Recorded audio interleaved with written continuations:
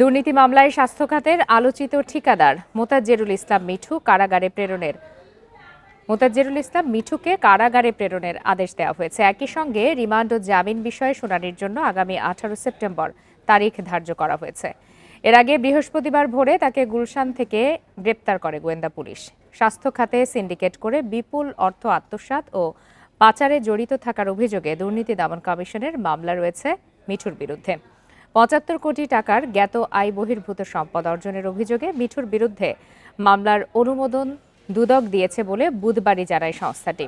দুদকের অনুসন্ধান প্রতিবেদনে বলা হয়, লেক্সিকন মার্চেন্ডাইজ ও টেকনোক্র্যাট নামের কোম্পানির মালিক মিঠু কৃষি জমি ক্রয়, জমি লিজ, প্লট, ফ্ল্যাট ও বাড়ি নির্মাণে মোট 18,51,51,500 টাকার স্থাবর সম্পদ অর্জন করেন।